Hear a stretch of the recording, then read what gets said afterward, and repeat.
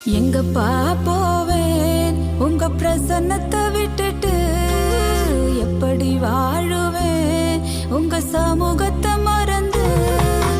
எங்கப்பா